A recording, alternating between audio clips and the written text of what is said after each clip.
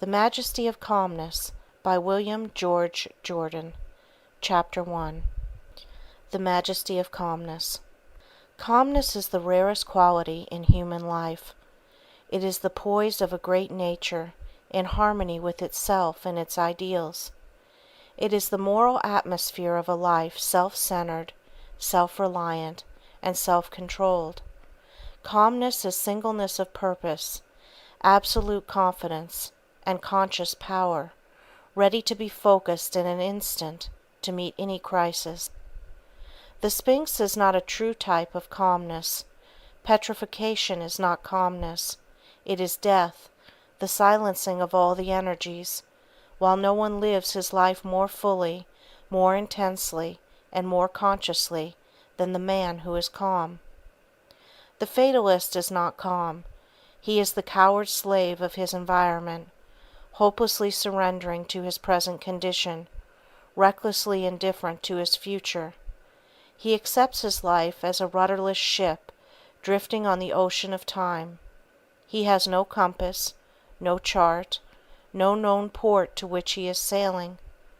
His self-confessed inferiority to all nature is shown in his existence of constant surrender.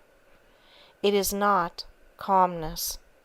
The man who is calm has his course in life clearly marked on his chart. His hand is ever on the helm. Storm, fog, night, tempest, danger, hidden reefs, he is ever prepared and ready for them. He is made calm and serene by the realization that in these crises of his voyage he needs a clear mind and a cool head, that he has naught to do but to do each day the best he can by the light he has, that he will never flinch nor falter for a moment, that though he may have to tack and leave his course for a time, he will never drift. He will get back into the true channel. He will keep ever headed toward his harbor. When he will reach it, how he will reach it, matters not to him. He rests in calmness, knowing he has done his best. If his best seems to be overthrown or overruled, then he must still bow his head in calmness. To no man is permitted to know the future of his life, the finality. God commits to man ever only new beginnings, new wisdom, and new days, to use the best of his knowledge. Calmness comes ever from within. It is the peace and restfulness of the depths of our nature. The fury of storm and of wind agitate only the surface of the sea. They can penetrate only 200 or 300 feet. Below that is the calm, unruffled deep. To be ready for the great crises of life, we must learn serenity in our daily living. Calmness is the crown of self-control. When the worries and cares of the day fret you, and begin to wear upon you, and you chafe under the friction, be calm. Stop, rest for a moment, and let calmness and peace assert themselves. If you let these irritating outside influences get the better of you, you are confessing your inferiority to them by permitting them to dominate you. Study the disturbing elements, each by itself. Bring all the willpower of your nature to bear upon them, and you will find that they will, one by one, melt into nothingness, like vapors fading before the sun. The glow of calmness that will then pervade your mind, the tingling sensation of an inflow of new strength, may be to you the beginning of the revelation of the supreme calmness that is possible for you. Then in some great hour of your life, when you stand face to face with some awful trial, when the structure of your ambition and life work crumbles in a moment, you will be brave. You can then fold your arms calmly, look out undismayed and undaunted upon the ashes of your hope, upon the wreck of what you have faithfully built, and with brave heart and unfaltering voice you may say, "So let it be. I will build again." When the tongue of malice and slander, the persecution of inferiority, tempts you for just a moment to retaliate, when for an instant you forget yourself so far as to hunger for revenge, be calm. When the gray heron is pushed by its enemy, the eagle, it does not run to escape. It remains calm, takes a dignified stand, and waits quietly, facing the enemy unmoved. With the terrific force with which the eagle makes its attack, the boasted king of birds is often impaled and run through on the quiet, lance-like bill of the heron. The means that man takes to kill another's character becomes suicide of his own. No man in the world ever attempted to wrong another without being injured in return, some way, somehow, sometime. The only weapon of offense that nature seems to recognize is the boomerang. Nature keeps her books admirably. She puts down every item. She closes all accounts finally. But she does not always balance them at the end of the month. To the man who is calm, revenge is so far beneath him that he cannot reach it, even by stooping. When injured, he does not retaliate. He wraps around himself the royal robes of calmness, and he goes quietly on his way. When the hand of death touches the one we hold dearest, paralyzes our energy, and eclipses the sun of our life, the calmness that has been accumulating in long years becomes in a moment our refuge, our reserve strength. The most subtle of all temptations is the seeming success of the wicked. It requires moral courage to see, without flinching, material prosperity coming to men who are dishonest, to see politicians rise into prominence, power and wealth by trickery and corruption, to see virtue in rags and vice in velvets, to see ignorance at a premium and knowledge at a discount. To the man who is really calm, these puzzles of life do not appeal. He is living his life as best he can. He is not worrying about the problems of justice, whose solution must be left to omniscience to solve. When man has developed the spirit of calmness until it becomes so absolutely part of him that his very presence radiates it, he has made great progress in life. Calmness cannot be acquired of itself and by itself. It must come as the culmination of a series of virtues. What the world needs and what individuals need is a higher standard of living, a great realizing sense of the privilege and dignity of life, a higher and nobler conception of individuality. With this great sense of calmness permeating an individual, man becomes able to retire more into himself, away from the noise, the confusion, and the strife of the world, which comes to his ears only as faint, far-off rumblings, or as the tumult of the life of a city heard only as a buzzing hum by the man in a balloon. The man who is calm does not selfishly isolate himself from the world, for he is intensely interested in all that concerns the welfare of humanity. His calmness is but a holy of holies, into which he can retire from the world to get strength to live in the world. He realizes that the full glory of individuality, the crowning of his self-control, is the Majesty of Calmness. Chapter 2. Hurry, the Scourge of America. The first sermon in the world was preached at the creation. It was a divine protest against hurry. It was a divine object lesson of perfect law, perfect plan, perfect order, perfect method. 6 days of work carefully planned, scheduled and completed, were followed by rest. Whether we accept the story as literal or as figurative, as the account of successive days or of ages comprising millions of years, matters little if we but learn the lesson. Nature is very un-American. Nature never hurries.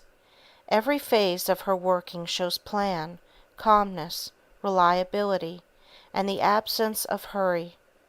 Hurry always implies lack of definite method, confusion, impatience of slow growth. The Tower of Babel, the world's first skyscraper, was a failure because of hurry. The workers mistook their arrogant ambition for inspiration. They had too many builders and no architect. They thought to make up the lack of a head by superfluity of hands. This is a characteristic of hurry. It seeks ever to make energy a substitute for a clearly defined plan. The result is ever as hopeless as trying to transform a hobby horse into a real steed by brisk riding. Hurry is a counterfeit of haste. Haste has an ideal, a distinct aim to be realized by the quickest direct methods. Haste has a single compass upon which it relies for direction and in harmony with which its course is determined. Hurry says, I must move faster. I will get 3 compasses. I will have them different. I will be guided by all of them. One of them will probably be right. Hurry never realizes that slow, careful foundation work is the quickest in the end. Hurry has ruined more Americans than has any other word in the vocabulary of life. It is the scourge of America, and is both a cause and a result of our high-pressure civilization. Hurry adroitly assumes so many masquerades of disguise that its identity is not always recognized. Hurry always pays the highest price for everything, and usually the goods are not delivered. In the race for wealth, men often sacrifice time, energy, health, home, happiness, and honor, everything that money cannot buy, the very things that money can never bring back. Hurry is a phantom of paradoxes. Businessmen, in their desire to provide for the future happiness of their family, often sacrifice the present happiness of wife and children on the altar of hurry. They forget that their place in the home should be something greater than being merely the man that pays the bills. They expect consideration and thoughtfulness that they are not giving. We hear too much of a wife's duties to a husband and too little of the other side of the question. The wife, they tell us, should meet her husband with a smile and a kiss, should tactfully watch his moods, and be ever sweetness and sunshine. Why this continual swinging of the censer of devotion to the man of business? Why should a woman have to look up with timid glance at the face of her husband to size up his mood? Has not her day, too, been one of care and responsibility and watchfulness? Has not mother love been working over perplexing problems and worries of home and of the training of the children that wifely love may make her seek to solve in secret? Is man then the weaker sex that he must be pampered and treated as tenderly as a boil trying to keep from contact with the world? In their hurry to attain some ambition, to gratify the dream of life, men often throw honor, truth, and generosity to the winds. Politicians dare to stand by and see a city poisoned with foul water until they see where they come in on a waterworks appropriation. If it be necessary to poison an army, that, too, is but an incident in the hurry for wealth. This is the age of the hothouse. The element of natural growth is pushed to one side, and the hothouse and the force pump are substituted. Nature looks on tolerantly as she says, "So far you may go, but no farther, my foolish children." The educational system of today is a monumental institution dedicated to hurry. The children are forced to go through a series of studies that sweep the circle of all human wisdom. They are given everything that the ambitious ignorance of the age can force into their minds. They are taught everything but the essentials, how to use their sense and how to think. Their minds become congested by a great mass of undigested facts, and still the cruel, barbarous forcing goes on. You watch it until it seems you cannot stand it a moment longer, and you instinctively put out your hand and say, "Stop." This modern slaughter of the innocents must not go on. Education smiles suavely, waves her hand complacently towards her thousands of knowledge prisons over the country, and says, "Who are you that dare speak a word against our sacred school system?" Education is in a hurry. Because she falls in 15 years to do what half the time should accomplish by better methods, she should not be too boastful. Incompetence is not always a reason for pride. And they hurry the children into 100 textbooks, then into ill health, then into the college, then into a diploma, then into life, with a dazed mind, untrained and unfitted for the real duties of living. Hurry is the death blow to calmness, to dignity, to poise. The old-time courtesy went out when the new-time hurry came in. Hurry is the father of dyspepsia. In the rush of our national life, the bolting of food has become a national vice. The words "quick lunches" might properly be placed on thousands of headstones in our cemeteries. Man forgets that he is the only animal that dines, the others merely feed. Why does he abrogate his right to dine and go to the end of the line with the mere feeders? His self-respecting stomach rebels and expresses its indignation by indigestion. Then man has to go through life with a little bottle of pepsin tablets in his vest pocket. He is but another victim to this craze for speed. Hurry means the breakdown of the nerves. It is the royal road to nervous prostration. Everything that is great in life is the product of slow growth. The newer and greater and higher and nobler the work, the slower is its growth, the surer is its lasting success. Mushrooms attain their full power in a night, oaks require decades. A fad lives its life in a few weeks, a philosophy lives through generations and centuries. If you are sure you are right, do not let the voice of the world, or of friends, or of family, swerve you for a moment from your purpose. Accept slow growth if it must be slow, and know the results must come, as you would accept the long lonely hours of the night, with absolute assurance that the heavy leaded moments must bring the morning. Let us as individuals banish the word hurry from our lives. Let us care for nothing so much that we would pay honor and self-respect as the price of hurrying it. Let us cultivate calmness, restfulness, poise, sweetness, doing our best, bearing all things as bravely as we can, living our life undisturbed by the prosperity of the wicked or the malice of the envious. Let us not be impatient, chafing at delay, fretting over failure, wearying over results, and weakening under opposition.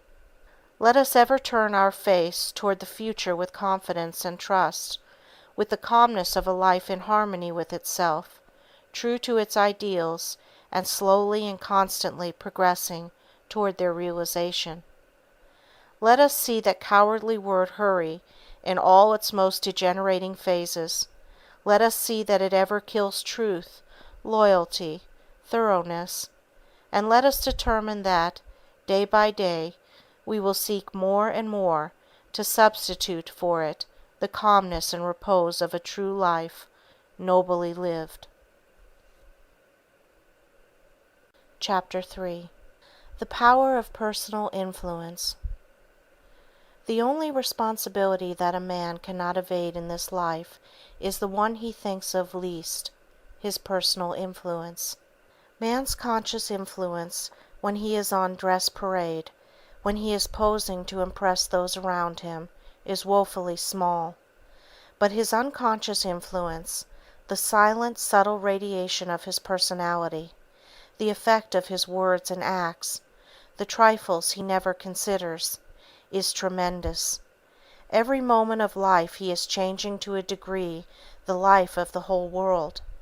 Every man has an atmosphere which is affecting every other. So silent and unconsciously is this influence working that man may forget that it exists. All the forces of nature, heat, light, electricity, and gravitation, are silent and invisible. We never see them, we only know that they exist by seeing the effects they produce. In all nature, the wonders of the seen are dwarfed into insignificance when compared with the majesty and the glory of the unseen. The great sun itself does not supply enough heat and light to sustain animal and vegetable life on the earth. We are dependent for nearly half of our light and heat upon the stars, and the greater part of this supply of life-giving energy comes from invisible stars, millions of miles from Earth. In 1,000 ways nature constantly seeks to lead men to a keener and deeper realization of the power and the wonder of the invisible. Into the hands of every individual is given a marvelous power for good or for evil, the silent, unconscious, unseen influence of his life. This is simply the constant radiation of what a man really is, not what he pretends to be. Every man, by his mere living, is radiating sympathy or sorrow, or morbidness or cynicism, or happiness or hope, or any of 100 other qualities. Life is a state of constant radiation and absorption. To exist is to radiate. To exist is to be the recipient of radiations. There are men and women whose presence seems to radiate sunshine, cheer, and optimism. You feel calmed and rested and restored in a moment to a new and stronger faith in humanity. There are others who focus in an instant all your latent distrust, morbidness, and rebellion against life. Without knowing why, you chafe and fret in their presence. You lose your bearings on life and its problems. Your moral compass is disturbed and unsatisfactory. It is made untrue in an instant, as the magnetic needle of a ship is deflected when it passes near great mountains of iron ore. There are men who float down the stream of life like icebergs, cold, reserved, unapproachable, and self-contained. In their presence you involuntarily draw your wraps closer around you, as you wonder who left the door open. These refrigerated human beings have a most depressing influence on all who fall under the spell of their radiated chilliness.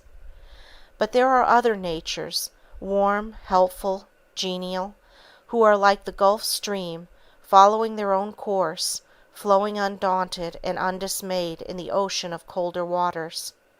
Their presence brings warmth and life and the glow of sunshine, the joyous, stimulating breath of spring. There are men who are like malarious swamps, poisonous, depressing, and weakening by their very presence. They make heavy, oppressive, and gloomy the atmosphere of their own homes. The sound of the children's play is stilled. The ripples of laughter are frozen by their presence. They go through life as if each day were a new big funeral, and they were always chief mourners. There are other men who seem like the ocean. They are constantly bracing, stimulating, giving new dots of tonic life and strength by their very presence. There are men who are insincere in heart, and that insincerity is radiated by their presence. They have a wondrous interest in your welfare when they need you.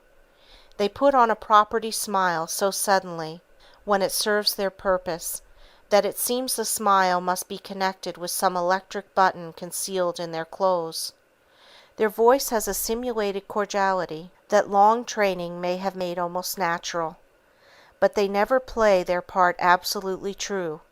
The mask will slip down sometimes. Their cleverness cannot teach their eyes the look of sterling honesty. They may deceive some people, but they cannot deceive all. There is a subtle power of revelation which makes us say, "Well, I cannot explain how it is, but I know that man is not honest." Man cannot escape for one moment from this radiation of his character, this constantly weakening or strengthening of others. He cannot evade the responsibility by saying it is an unconscious influence. He can select the qualities that he will permit to be radiated. He can cultivate sweetness, calmness, trust, generosity, truth, justice, loyalty, nobility. Make them vitally active in his character, and by these qualities he will constantly affect the world. Discouragement often comes to honest souls trying to live the best they can, in the thought that they are doing so little good in the world. Trifles unnoted by us may be links in the chain of some great purpose. In 1797, William Godwin wrote The Inquirer, a collection of revolutionary essays on morals and politics. The book influenced Thomas Malthus to write his essay on population, published in 1798. Malthus's book suggested to Charles Darwin a point of view upon which he devoted many years of his life, resulting, in 1859, in the publication of The Origin of Species, the most influential book of the 19th century, a book that has revolutionized all science. These were but 3 links of influence extending over 60 years. It might be possible to trace this genealogy of influence back from Godwin, through generation and generation, to the word or act of some shepherd in early Britain, watching his flock upon the hills, living his quiet life, and dying with the thought that he had done nothing to help the world. Men and women have duties to others, and duties to themselves. In justice to ourselves, we should refuse to live in an atmosphere that keeps us from living our best. If the fault be in us, we should master it. If it be the personal influence of others that, like a noxious vapor, kills our best impulses, we should remove from that influence, if we can possibly move without forsaking duties. If it be wrong to move, then we should take strong doses of moral quinine to counteract the malaria of influence. It is not what those around us do for us that counts. It is what they are to us. We carry our houseplants from one window to another to give them proper heat, light, air, and moisture. Should we not be at least as careful of ourselves? To make our influence felt, we must live our faith. We must practice what we believe. A maggot does not attract iron as iron. It must first convert the iron into another magnet before it can attract it. It is useless for a parent to try to teach gentleness to her children when she herself is cross and irritable. The child who is told to be truthful, and who hears a parent lie cleverly to escape some little social unpleasantness, is not going to cling very zealously to truth. The parent's words say, "Don't lie." The influence of the parent's life says, "Do lie." No man can ever isolate himself to evade this constant power of influence, as no single corpuscle can rebel and escape from the general course of the blood. No individual is so insignificant as to be without influence. The changes in our varying moods are all recorded in the delicate barometers of the lives of others. We should ever let our influence filter through human love and sympathy. We should not be merely an influence, we should be an inspiration. By our very presence we should be a tower of strength to the hungering human souls around us. Chapter 4. The Dignity of Self-Reliance. Self-confidence without self-reliance is as useless as a cooking recipe without food. Self-confidence sees the possibilities of the individual. Self-reliance realizes them. Self-confidence sees the angel in the unhewn block of marble. Self-reliance carves it out for himself.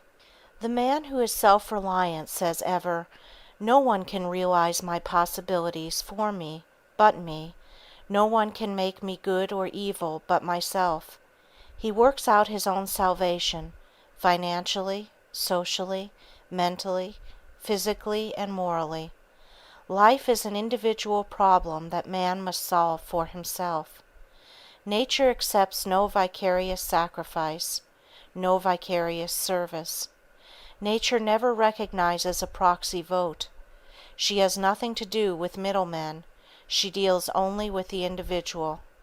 Nature is constantly seeking to show man that he is his own best friend or his own worst enemy. Nature gives man the option on which he will be to himself. All the athletic exercises in the world are of no value to the individual unless he compel those bars and dumbbells to yield to him in strength and muscle the power for which he himself pays in time and effort. He can never develop his muscles by sending his valet to the gymnasium. The medicine chests of the world are powerless, in all the united efforts, to help the individual until he reach out and take for himself what is needed for his individual weaknesses. All the religions of the world are but speculations in morals, mere theories of salvation, until the individual realize that he must save himself by relying on the law of truth as he sees it, and living his life in harmony with it as fully as he can.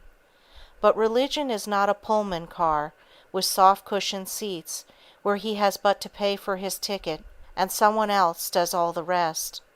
In religion, as in all great things, he is ever thrown back on his self-reliance. He should accept all helps, but he must live his own life.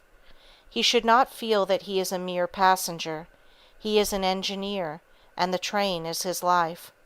We must rely on ourselves, live our own lives, or we merely drift through existence, losing all that is best, all that is greatest, all that is divine.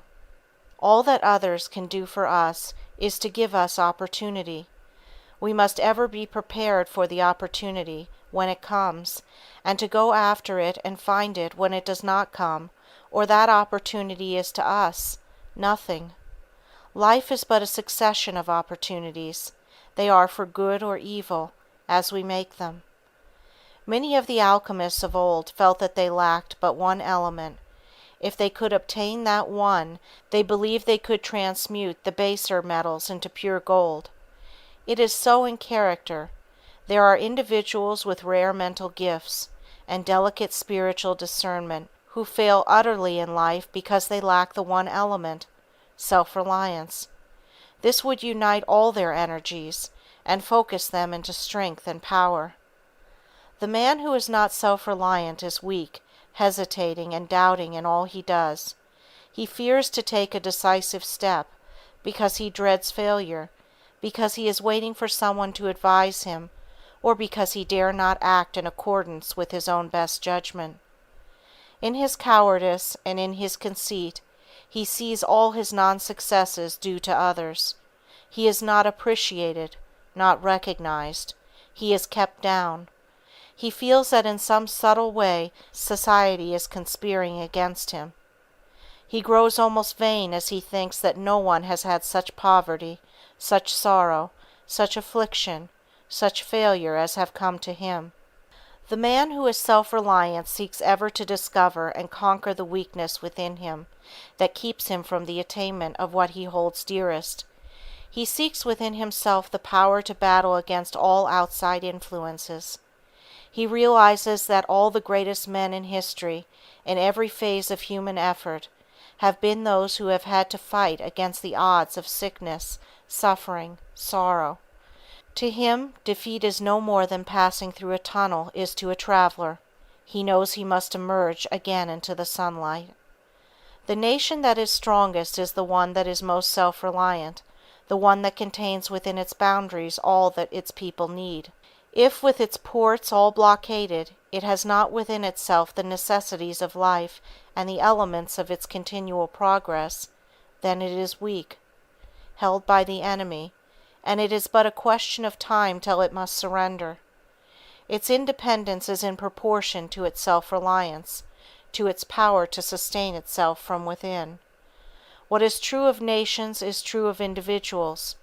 The history of nations is but the biography of individuals magnified, intensified, multiplied, and projected on the screen of the past. History is the biography of a nation, biography is the history of an individual. So it must be that the individual who is most strong in any trial, sorrow, or need is he who can live from his inherent strength, who needs no scaffolding of commonplace sympathy to uphold him. He must ever be self-reliant. The wealth and prosperity of ancient Rome, relying on her slaves to do the real work of the nation, proved the nation's downfall. The constant dependence on the captives of war to do the thousand details of life for them, killed self-reliance in the nation and in the individual. Then, through weakened self-reliance and the increased opportunity for idle, luxurious ease that came with it, Rome, a nation of fighters, became a nation of men more effeminate than women.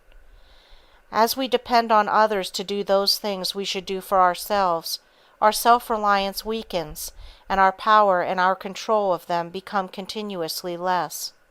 Man, to be great, must be self-reliant. Though he may not be so in all things, he must be self-reliant in the one in which he would be great. This self-reliance is not the self-sufficiency of conceit. It is daring to stand alone.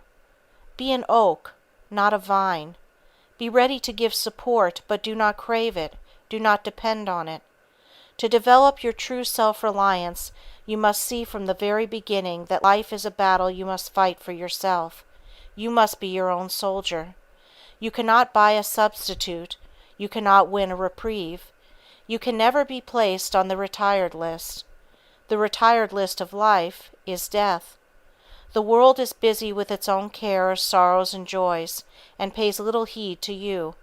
There is but one great password to success: self-reliance.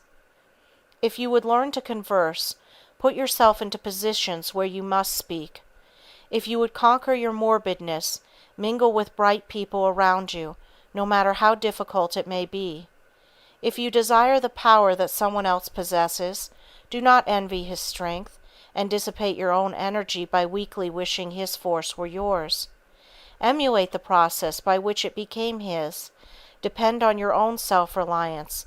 Pay the price for it, and equal power may be yours. The individual must look upon himself as an investment of untold possibilities if rightly developed, a mine whose resources can never be known but by going down into it and bringing out what is hidden. Man can develop his self-reliance by seeking constantly to surpass himself. We try too much to surpass others. If we seek ever to surpass ourselves, we are moving on a uniform line of progress that gives a harmonious unifying to our growth in all its parts. Daniel Morrill, at one time president of the Cambria Rail Works that employed 7,000 men and made a rail famed throughout the world, was asked the secret of the great success of the works. "We have no secret," he said, "but this: we always try to beat our last batch of rails. Competition is good, but it has its danger side. There is a tendency to sacrifice real worth to mere appearance, to have seeming rather than reality. But the true competition is the competition of the individual with himself, his present seeking to excel his past. This means real growth from within. Self-reliance develops it, and it develops self-reliance. Let the individual feel thus as to his own progress and possibilities, and he can almost create his life as he will. Let him never fall down in despair at dangers and sorrows at a distance. May they be harmless, like Bunyan's stone lions, when he nears them. The man who is self-reliant does not live in the shadow of someone else's greatness. He thinks for himself, depends on himself, and acts for himself. In throwing the individual back upon himself, it is not shutting his eyes to the stimulus and light and new life that comes from the warm pressure of the hand, the kindly word, and the sincere expressions of true friendship. But true friendship is rare. Its great value is in a crisis, like a lifeboat. Many a boasted friend has proved a leaking, worthless lifeboat when the storm of adversity might make him useful. In these great crises of life, man is strong only as he is strong from within, and the more he depends on himself the stronger he will become, and the more able will he be to help others in the hour of their need. His very life will be a constant help and a strength to others, as he becomes to them a living lesson of the dignity of self-reliance. Chapter 5. Failure as a Success. It ofttimes requires heroic courage to face fruitless effort, to take up the broken strands of a life work, to look bravely toward the future, and proceed undaunted on our way. But what to our eyes may seem hopeless failure is often but the dawning of a greater success. It may contain in its debris the foundation material of a mighty purpose, or the revelation of new and higher possibilities. Some years ago it was proposed to send logs from Canada to New York by a new method. The ingenious plan of Mr. Joggins was to bind great logs together by cables and iron girders, and to tow the cargo as a raft.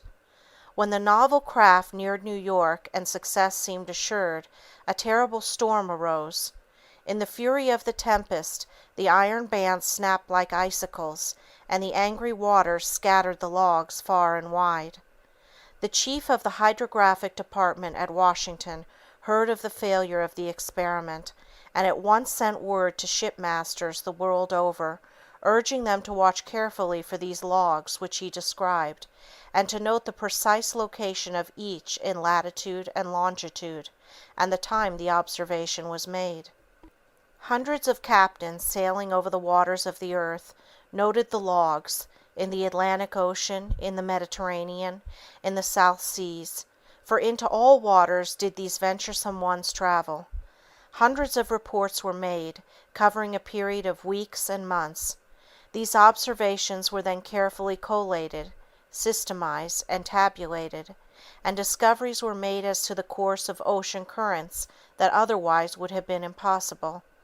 The loss of the Joggins raft was not a real failure, for it led to one of the great discoveries in modern marine geography and navigation. In our superior knowledge we are disposed to speak in a patronizing tone of the follies of the alchemists of old. But their failure to transmute the baser metals into gold resulted in the birth of chemistry. They did not succeed in what they attempted, but they brought into vogue the natural processes of sublimation, filtration, distillation, and crystallization. They invented the alembic, the retort, the sand bath, the water bath, and other valuable instruments. To them is due the discovery of antimony, sulphuric ether, and phosphorus, the cupellation of gold and silver, the determining properties of saltpetre and its use in gunpowder, and the discovery of the distillation of essential oils. This was the success of failure, a wondrous process of nature for the highest growth, a mighty lesson of comfort, strength, and encouragement, if man would only realize and accept it. Many of our failures sweep us to greater heights of success than we ever hoped for in our wildest dreams. Life is a successive unfolding of success from failure. In discovering America, Columbus failed absolutely. His ingenious reasoning and experiment led him to believe that by sailing westward he would reach India. Every redman in America carries in his name Indian, the perpetuation of the memory of the failure of Columbus. The Genoese navigator did not reach India.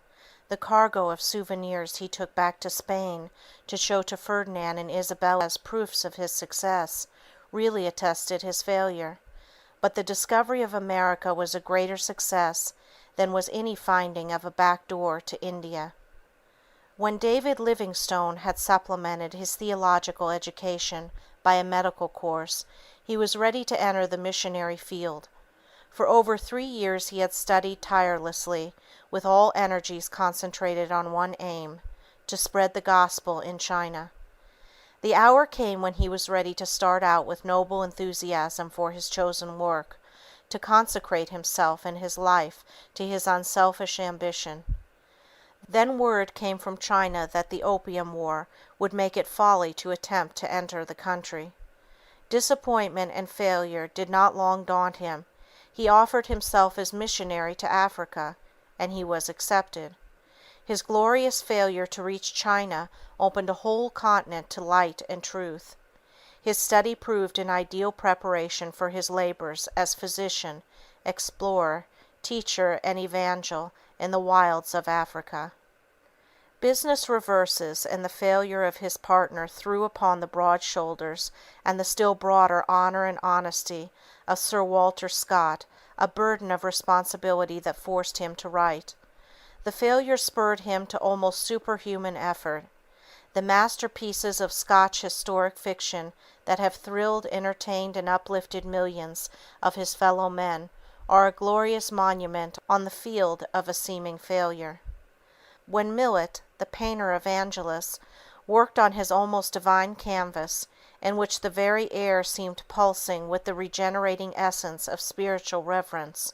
He was painting against time, he was antidoting sorrow, he was racing against death. His brush strokes, put on in the early morning hours before going to his menial duties as a railway porter, in the dusk like that perpetrated on his canvas, meant strength, food, and medicine for the dying wife he adored. The art failure that cast him into the depths of poverty unified with marvelous intensity all the finer elements of his nature.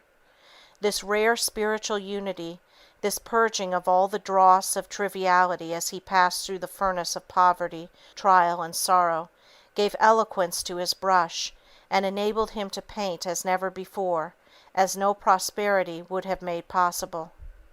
Failure is often the turning point, the pivot of circumstance that swings us to higher levels. It may not be financial success, it may not be fame, it may be new draughts of spiritual, moral, or mental inspiration that will change us for all the later years of our life. Life is not really what comes to us, but what we get from it. Whether man has had wealth or poverty, failure or success, counts for little when it is past. There is but one question for him to answer, to face boldly and honestly, as an individual alone with his conscience and his destiny. How will I let that poverty or wealth affect me? If that trial or deprivation has left me better, truer, nobler, then poverty has been riches, failure has been a success. If wealth has come to me and has made me vain, arrogant, contemptuous, uncharitable, cynical, closing me from all the tenderness of life, all the channels of higher development, of possible good to my fellow man, making me the mere custodian of a money bag, then wealth has lied to me. It has been a failure, not success. It has not been riches. It has been dark, treacherous poverty that stole from me even myself. All things become for us, then, what we take from them. Failure is one of God's educators. It is experience leading man to higher things. It is the revelation of a way, a path hitherto unknown to us. The best men in the world, those who have made the greatest real successes, look back with serene happiness on their failures. The turning of the face of time shows all things in a wondrously illuminated and satisfying perspective. Many a man is thankful today that some petty success for which he once struggled melted into thin air as his hands sought to clutch it. Failure is often the rock-bottom foundation of real success. If man in a few instances of his life can say, "Those failures were the best things in the world that could ever have happened to me," should he not face new failures with undaunted courage and trust that the miraculous ministry of nature may transform these new stumbling blocks into new stepping stones? Our highest hopes are often destroyed to prepare us for better things. The failure of the caterpillar is the birth of the butterfly. The passing of the bud is the becoming of the rose. The death or destruction of the seed is the prelude to its resurrection as wheat. It is the night in the darkest hours, those preceding dawn, that plants grow best, that they most increase in size. May this not be one of nature's gentle showings to man of the times when he grows best, of the darkness of failure that is evolving into the sunlight of success. Let us fear only the failure of not living the right as we see it, leaving the results to the guardianship of the Infinite. If we think of any supreme moment of our lives, any great success, any one who is dear to us, and then consider how we reached that moment, that success, that friend, we will be surprised and strengthened by the revelation. As we trace each one back, step by step, through the genealogy of circumstances, we will see how logical has been the course of our joy and success, from sorrow and failure, and that what gives us most happiness today is inextricably connected with what once caused us sorrow. Many of our rivers of our greatest prosperity and growth have had their source in their trickling increase into volume among the dark, gloomy recesses of our failure. There is no honest and true work carried along with constant and sincere purpose that really ever fails. If it sometimes seems to be wasted effort, it will prove to us a new lesson of how to walk. The secret of our failures will prove to us the inspiration of possible successes. Man living with the highest aims, ever as best as he can, in continuous harmony with them, in a success, no matter what statistics of failure a near-sighted and half-blind world of critics and commentators may lay at his door. High ideals, noble efforts, will make seeming failures but trifles. They need not dishearten us. They should prove sources of new strength. The rocky way may prove safer than the slippery path of smoothness. Birds cannot fly best with the wind but against it. Ships do not progress in calm when the sails flap idly against the unstrained mass. The alchemy of nature, superior to that of Paracelsus, constantly transmutes the baser metals of failure into the later pure gold of higher success, if the mind of the worker be kept true, constant, and untiring in the service, and he have that sublime courage that defies fate to its worst while he does his best. Chapter 6. Doing Our Best at All Times. Life is a wondrously complex problem for the individual, until some day, in a moment of illumination, he awakens to the great realization that he can make it simple. Never quite simple, but always simpler. There are 1,000 mysteries of right and wrong that have baffled the wise men of the ages. There are depths in the great fundamental questions of the human race that no plummet of philosophy has ever sounded. There are wild cries of honest hunger for truth that seek to pierce the silence beyond the grave, but to them ever echo back only a repetition of their unanswered cries. To us all comes, at times, the great note of questioning despair that darkens our horizon and paralyzes our effort. If there really be a God, if eternal justice really rule the world, we say, why should life be as it is? Why do some men starve while others feast? Why does virtue often languish in the shadow while vice triumphs in the sunshine? Why does failure so often dog the footsteps of honest effort, while the success that comes from trickery and dishonor is greeted with the world's applause? How is it that the loving father of one family is taken by death, while the worthless encumbrance of another is spared? Why is there so much unnecessary pain, sorrowing, and suffering in the world? Why, indeed, should there be any? Neither philosophy nor religion can give any final satisfactory answer that is capable of logical demonstration, of absolute proof. There is ever, even after the best explanations, a residuum of the unexplained. We must then fall back in the eternal arms of faith, and be wise enough to say, I will not be disconcerted by these problems of life. I will not permit them to plunge me into doubt, and to cloud my life with vagueness and uncertainty. Man arrogates much to himself when he demands from the Infinite the full solution of all his mysteries. I will found my life on the impregnable rock of a simple fundamental truth. This glorious creation, with its millions of wondrous phenomena, pulsing ever in harmony with eternal law, must have a creator. That creator must be omniscient and omnipotent. But that creator himself cannot, in justice, demand of any creature more than the best that that individual can give. I will do each day and every moment the best I can by the light I have. I will ever seek more light, more perfect illumination of truth, and ever live as best I can in harmony with the truth as I see it. If failure come, I will meet it bravely. If my pathway then lie in the shadow of trial, sorrow, and suffering, I shall have the restful peace and the calm strength of one who has done his best, who can look back upon the past with no pang of regret, and who has heroic courage in facing the results, whatever they be, knowing that he could not make them different. Upon this life plan, this foundation, man may erect any superstructure of religion or philosophy that he conscientiously can erect. He should add to his equipment for living every shred of strength and inspiration, moral, mental, or spiritual, that is in his power to secure. This simple working faith is opposed to no creed, is a substitute for none. It is but a primary belief, a citadel, a refuge where the individual can retire for strength when the battle of life grows hard. A mere theory of life, that remains but a theory, is about as useful to a man as a gilt-edged menu is to a starving sailor on a raft in mid-ocean. It is irritating but not stimulating.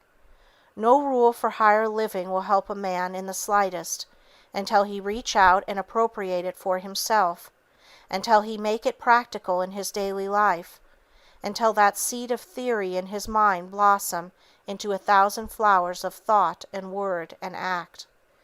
If a man honestly seeks to live his best at all times, that determination is visible in every moment of his living. No trifle in his life can be too insignificant to reflect his principle of living. The sun illuminates and beautifies a fallen leaf by the roadside as impartially as a towering mountain peak in the Alps. Every drop of water in the ocean is an epitome of the chemistry of the whole ocean. Every drop is subject to precisely the same laws as dominate the united infinity of billions of drops that make that miracle of nature men call the sea. No matter how humble the calling of the individual, how uninteresting and dull the round of his duties, he should do his best. He should dignify what he is doing by the mind he puts into it. He should vitalize what little he has of power or energy or ability or opportunity in order to prepare himself to be equal to higher privileges when they come. This will never lead man to that weak content that is satisfied with whatever falls to his lot. It will rather fill his mind with that divine discontent that cheerfully accepts the best, merely as a temporary substitute for something better. The man who is seeking ever to do his best is the man who is keen, active, wide awake, and aggressive. He is ever watchful of himself in trifles. His standard is not, "What will the world say?" but, "Is it worthy of me?" Edwin Booth, one of the greatest actors on the American stage, would never permit himself to assume an ungraceful attitude, even in his hours of privacy. In this simple thing he ever lived his best. On the stage every move was one of unconscious grace.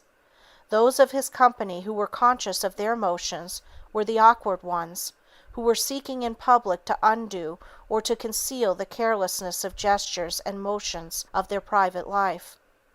The man who is slipshod and thoughtless in his daily speech, whose vocabulary is a collection of anemic commonplaces, whose repetitions of phrases and extravagance of interjections act but as feeble disguises to his lack of ideas, will never be brilliant on an occasion when he longs to outshine the stars. Living at one's best is constant preparation for instant use. It can never make one over-precise, self-conscious, affected, or priggish. Education, in its highest sense, is conscious training of mind or body to act unconsciously. It is conscious formation of mental habits, not mere acquisition of information. One of the many ways in which the individual unwisely eclipses himself is in his worship of the fetish of luck. He feels that all others are lucky and that whatever he attempts fails. He does not realize the untiring energy, the unremitting concentration, the heroic courage, the sublime patience that is the secret of some men's success. Their luck was that they had prepared themselves to be equal to their opportunity when it came, and were awake to recognize it and receive it. His own opportunity came and departed unnoted. It would not waken him from his dreams of some untold wealth that would fall into his lap. So he grows discouraged and envies those whom he should emulate, and he bandages his arm and chloroforms his energies, and performs his duties in a perfunctory way, or he passes through life, just ever sampling lines of activity. The honest, faithful struggler should always realize that failure is but an episode in a true man's life, never the whole story. It is never easy to meet, and no philosophy can make it so, but the steadfast courage to master conditions, instead of complaining of them, will help him on his way. It will ever enable him to get the best out of what he has. He never knows the long series of vanquished failures that give solidity to someone else's success. He does not realize the price that some rich man, the innocent football of political malcontents and demagogues, has heroically paid for wealth and position. The man who has a pessimist's doubt of all things, who demands a certified guarantee of his future, whoever feels his work will not be recognized or appreciated, or that after all it is really not worth while, will never live his best. He is dulling his capacity for real progress by his hypnotic course of excuses for inactivity, instead of a strong tonic of reasons for action. One of the most weakening elements in the individual makeup is the surrender to the oncoming years. Man's self-confidence dims and dies in the fear of age. This new thought, he says of some suggestion tending to higher development, is good. It is what we need. I am glad to have it for my children. I would have been happy to have had some such help when I was at school, but it is too late for me. I am a man advanced in years. This is but blind closing of life to wondrous possibilities. The knell of lost opportunity is never tolled in this life. It is never too late to recognize truth and to live by it. It requires only greater effort, closer attention, deeper concentration, but the impossible does not exist for the man who is self-confident and is willing to pay the price in time and struggle for his success or development. Later in life the assessments are heavier in progress, as in life insurance, but that matters not to the mighty self-confidence that will not grow old while knowledge can keep it young. Socrates, when his hair whitened with the snow of age, learned to play on instruments of music. Cato, at 80, began his study of Greek, and the same age saw Plutarch beginning, with enthusiasm of a boy, his first lessons in Latin. The Character of Man, Theophrastus's greatest work, was begun on his 90th birthday. Chaucer's Canterbury Tales was the work of the poet's declining years. Ronsard, the father of French poetry, whose sonnets even translation cannot destroy, did not develop his poetic faculty until nearly 50. Benjamin Franklin at this age had just taken his really first steps of importance in philosophic pursuits. Arnauld, the theologian and sage, translated Josephus in his 80th year. Winckelmann, one of the most famous writers on classic antiquities, was the son of a shoemaker, and lived in obscurity and ignorance until the prime of life. Hobbes, the English philosopher, published his version of the Odyssey in his 87th year, and his Iliad 1 year later. Chevreul, the great French scientist, whose untiring labors in the realm of color have so enriched the world, was busy, keen, and active when death called him, at the age of 103. These men did not fear age. These few names from the great muster roll of the famous ones who defied the years should be voices of hope and heartening to every individual whose courage and confidence is weak. The path of truth, higher living, truer development in every phase of life is never shut from the individual, unless he closes it himself. Let man feel this, believe it, and make this faith a real and living factor in his life, and there are no limits to his progress. He has but to live his best at all times, and rest calm and untroubled no matter what results come to his efforts. The constant looking backward to what might have been, instead of forward to what may be, is a great weakener of self-confidence. This worry for the old past, this wasted energy for that which no power in the world can restore, ever lessens the individual's faith in himself, weakens his efforts to develop himself for the future to the perfection of his possibilities. Nature in her beautiful love and tenderness says to man, weakened and worn and weary with the struggle, do in the best way you can the trifle that is under your hand at this moment. Do it in the best spirit of preparation for the future your thought suggests. Bring all the light of knowledge from all the past to aid you.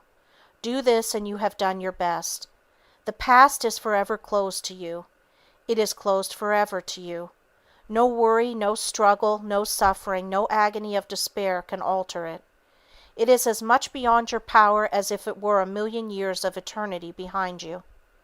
Turn all that past, with its sad hours, weakness and sin, its wasted opportunities, as light, in confidence and hope, upon the future.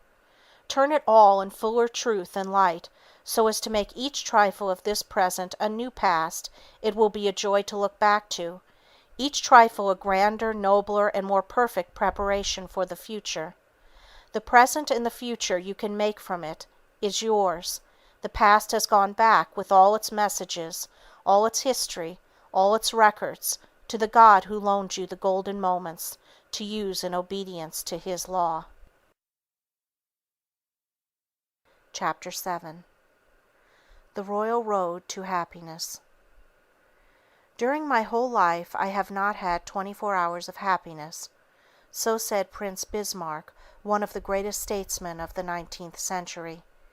83 years of wealth, fame, honors, power, influence, prosperity, and triumph, years when he held an empire in his fingers, but not one day of happiness. Happiness is the greatest paradox in nature.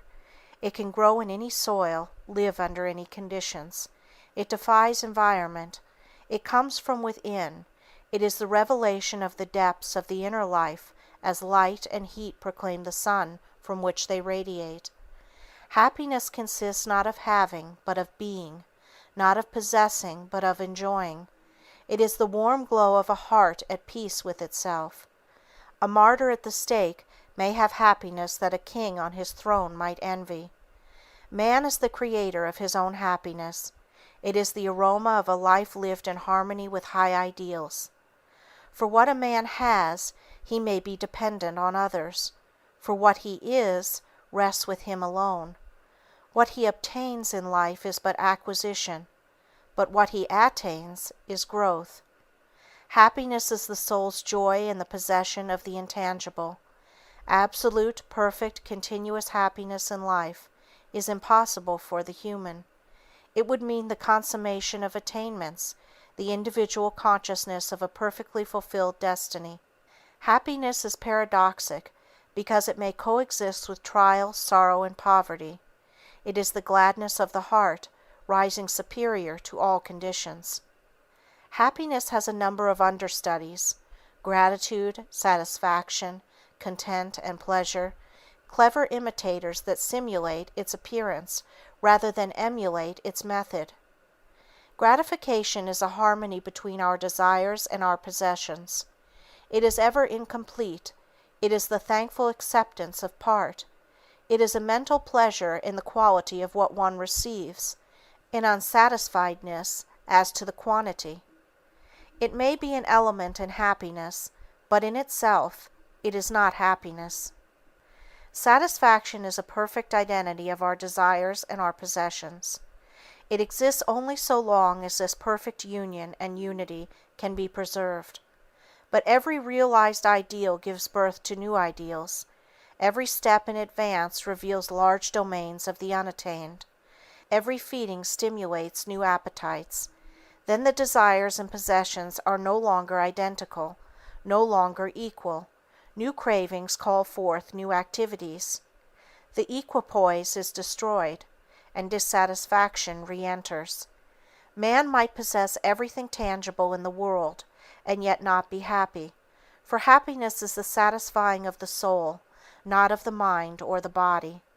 Dissatisfaction, in its highest sense, is the keynote of all advance, the evidence of new aspirations, the guarantee of the progressive revelation of new possibilities.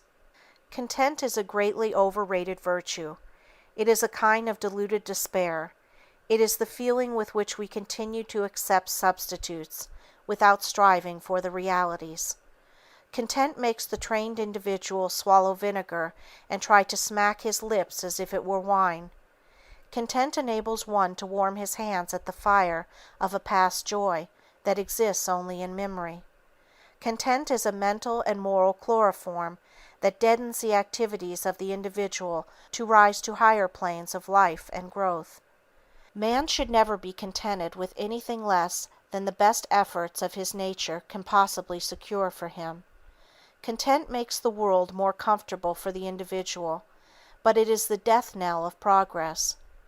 Man should be content with each step of progress merely as a station, discontented with it as a destination, contented with it as a step, discontented with it as a finality. There are times when a man should be content with what he has, but never with what he is. But content is not happiness, neither is pleasure. Pleasure is temporary, happiness is continuous. Pleasure is a note, happiness is a symphony. Pleasure may exist when conscience utters protests, happiness never. Pleasure may have its dregs and its lees, but none can be found in the cup of happiness. Man is the only animal that can be really happy. To the rest of the creation belong only weak imitations of the understudies. Happiness represents a peaceful attunement of a life with a standard of living. It can never be made by the individual, by himself, for himself. It is one of the incidental byproducts of an unselfish life. No man can make his own happiness the one object of his life and attain it, any more than he can jump on the far end of his shadow.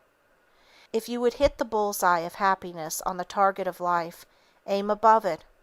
Place other things higher than your own happiness, and it will surely come to you. You can buy pleasure, you can acquire content. You can become satisfied, but nature never put real happiness on the bargain counter. It is the undetachable accompaniment of true living. It is calm and peaceful. It never lives in an atmosphere of worry or of hopeless struggle. The basis of happiness is the love of something outside self. Search every instance of happiness in the world, and you will find, when all the incidental features are eliminated, there is always the constant, unchangeable element of love. Love of parent for child, love of man and woman for each other, love of humanity in some form, or a great life work into which the individual throws all his energies. Happiness is the voice of optimism, of faith, of simple, steadfast love.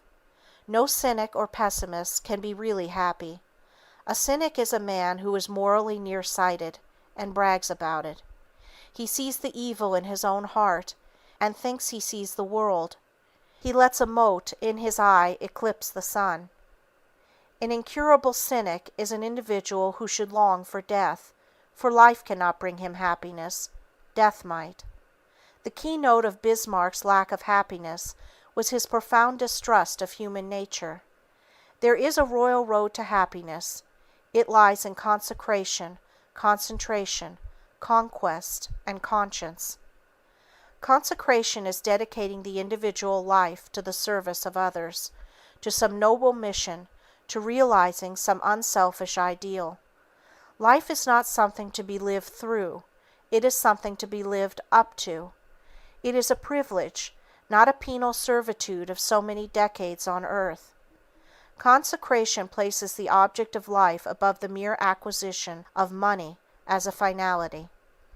The man who is unselfish, kind, loving, tender, helpful, ready to lighten the burden of those around him, to hearten the struggling ones, to forget himself sometimes in remembering others, is on the right road to happiness. Consecration is ever active, bold and aggressive, fearing naught but possible disloyalty to high ideals.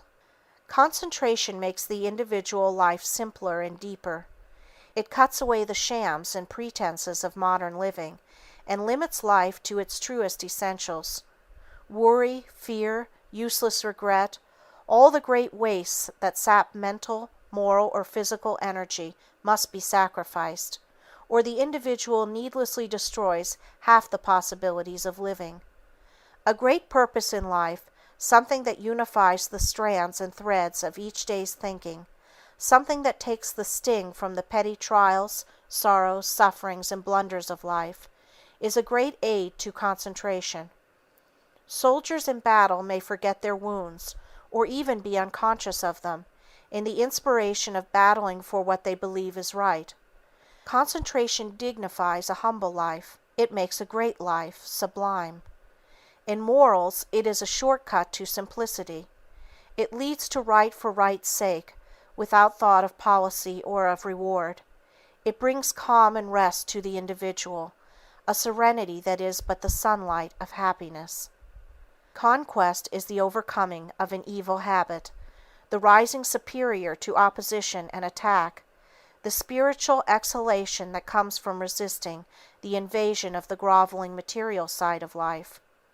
Sometimes when you are worn and weak with the struggle, when it seems that justice is a dream, that honesty and loyalty and truth count for nothing, that the devil is the only good paymaster, when hope grows dim and flickers, then is the time when you must tower in the great sublime faith that right must prevail.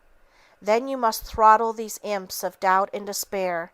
You must master yourself to master the world around you. This is conquest. This is what counts. Even a log can float with the current. It takes a man to fight sturdily against an opposing tide that would sweep his craft out of its course. When the jealousies, the petty intrigues, and the meanness and the misunderstandings in life assail you, rise above them. Be like a lighthouse that illumines and beautifies the snarling, swashing waves of the storm that threaten it, that seek to undermine it, and seek to wash over it. This is conquest. When the chance to win fame, wealth, success, or the attainment of your heart's desire, by sacrifice of honor or principle, comes to you, and it does not affect you long enough even to seem a temptation, you have been the victor. That too is conquest, and conquest is part of the royal road to happiness.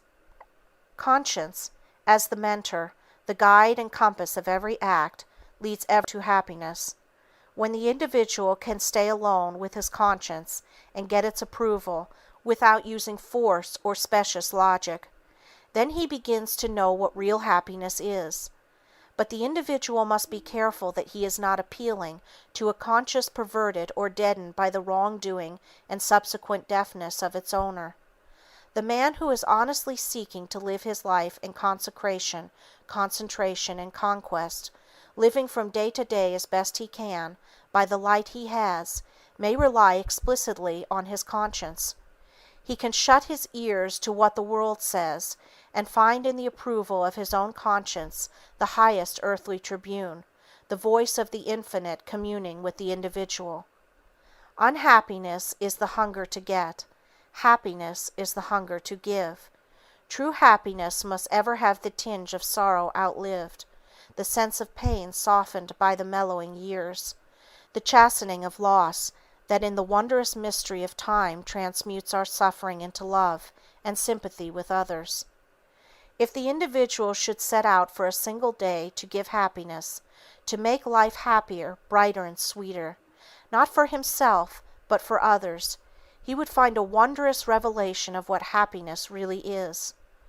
The greatest of the world's heroes could not by any series of acts of heroism do as much real good as any individual living his whole life in seeking, from day to day, to make others happy.